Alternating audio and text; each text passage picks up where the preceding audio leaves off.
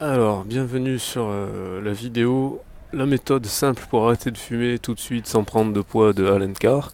Donc aujourd'hui, je suis dans un centre sportif, d'ailleurs, je vais vous montrer. Dans un centre sportif Poterne-les-Peupliers, dans le 13e à Paris.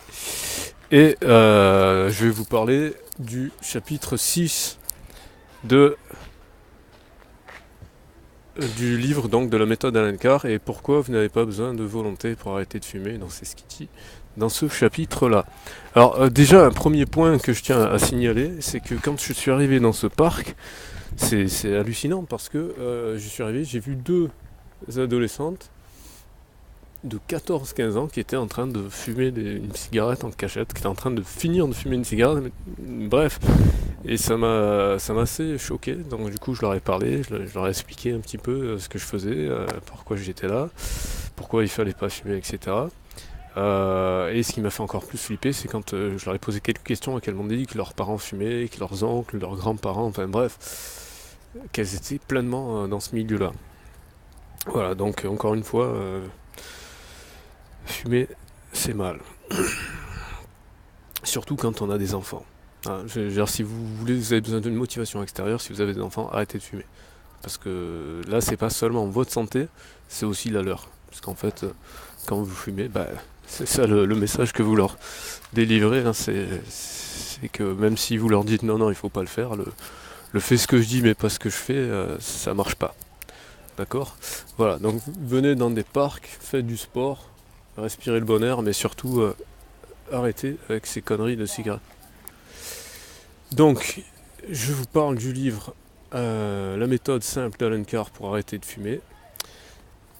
Chapitre 6, donc, vous n'avez pas besoin de volonté pour arrêter de fumer. Alors, de quoi il va parler dans ce chapitre? Dans ce chapitre, il parle de qu'il n'y a pas besoin de nécessairement d'avoir une volonté pour arrêter de fumer, et qu'il explique au contraire, en fin de compte, c'est ça je l'avais déjà dit dans la vidéo précédente, que la volonté elle est nécessaire plutôt pour aller chercher des cigarettes, pour continuer à fumer malgré toutes les choses qui font que c'est pas nécessaire. Alors je laisse la parole à Alan Carr.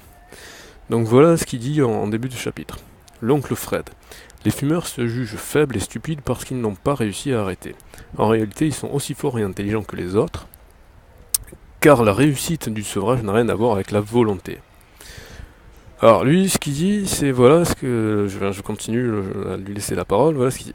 Lorsque mes collègues et moi-même allons dans les stations de radio du monde entier pour répondre aux questions des auditeurs, nous tombons souvent sur un casse-pied de très typique que nous surnommons l'oncle Fred.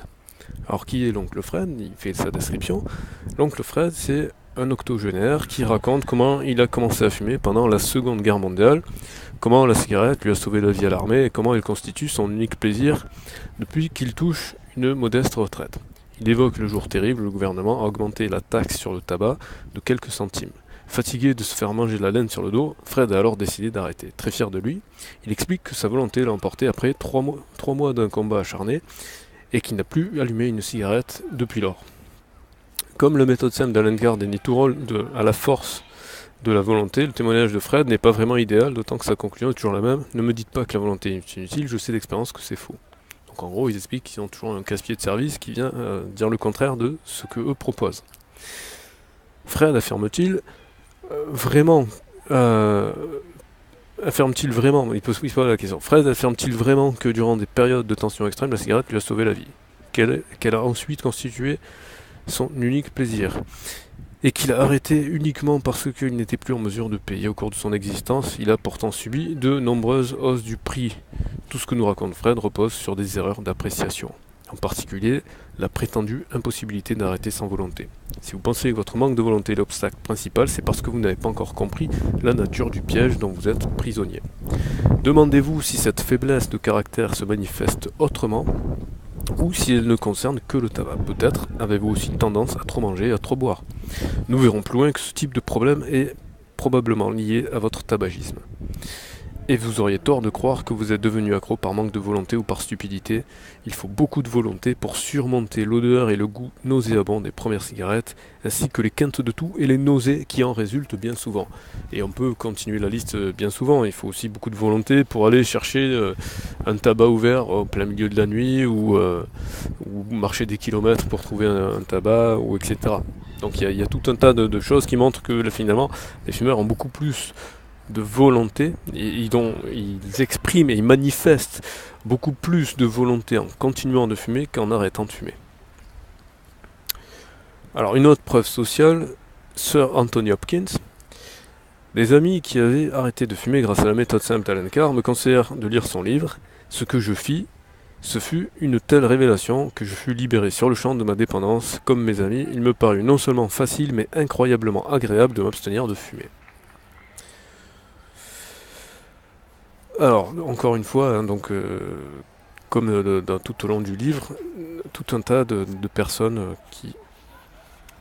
qui permettent de montrer par la preuve sociale que cette méthode est efficace. Une fois que j'aurai fini ce résumé, je ferai un petit commentaire là-dessus. Donc, alors le résumé principal de ce chapitre, qui se résume donc en 5 points. Premier point, les fumeurs ont autant de volonté et d'intelligence que les non-fumeurs. Et j'aurais même tendance à dire, ça c'est moi qui le rajoute, qu'ils en ont plus, en fait. Parce que, on l'a dit tout à l'heure, ça nécessite plus de volonté de vouloir fumer que d'arrêter de fumer. Donc en fait, il est beaucoup plus simple d'arrêter de fumer que de continuer de fumer.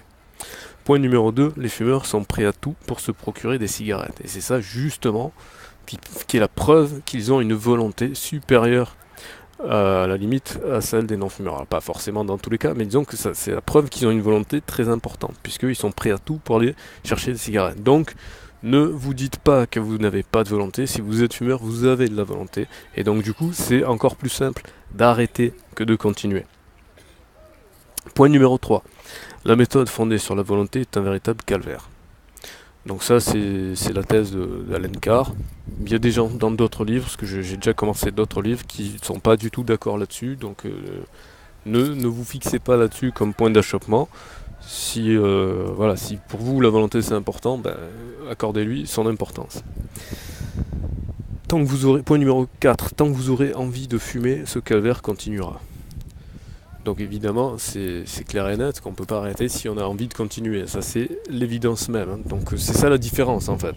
C'est pas la question de la volonté, parce que la question de la volonté, c'est le mot volonté, ça veut dire vouloir. Donc si on veut arrêter, on n'a pas de souci. Le souci, c'est justement que les gens n'ont pas forcément conscience que c'est dans leur intérêt d'arrêter, donc n'ont pas forcément envie d'arrêter. Hein, le seul frein pour arrêter, c'est l'envie d'arrêter. Enfin, point numéro 5, il suffit de résoudre le conflit intérieur pour conquérir sa liberté. Voilà, donc c'était pour le chapitre 6 du livre de la méthode simple pour arrêter de fumer. Donc quelques petits commentaires là-dessus. Comme je le disais déjà dans les chapitres précédents, la méthode d'Allen Carr, on pourrait l'appeler la méthode Coué, en fait, parce que c'est de l'autosuggestion, finalement. Il n'y a pas un truc magique qui se passe. C'est le simple fait de prendre conscience que si on a envie d'arrêter, on peut arrêter. Voilà. C'est aussi simple que ça. Donc c'est sortir des excuses habituelles, de dire c'est difficile, c'est compliqué, il faut de la volonté, etc. On peut résumer le livre en se disant que simplement, si on en a envie, on peut y arriver. Voilà. C'est aussi simple que ça. Voilà, donc si c'est pas déjà le cas, je vous recommande de voir les vidéos précédentes. Si c'est pas déjà le cas, je vous recommande de vous abonner, de partager. Je vous annonce déjà que après Allen Carr, je vais enchaîner par un autre bouquin que j'ai pas sur moi là, mais qui a été coécrit par 2 femmes. Donc c'est intéressant parce que ça permet d'avoir un autre point de vue. C'est beaucoup moins parce que là Allen Carr quand même ça repose sur le principe de l'autosuggestion, il est un peu en mode gourou, un peu en mode faites-moi confiance, suivez-moi les yeux fermés.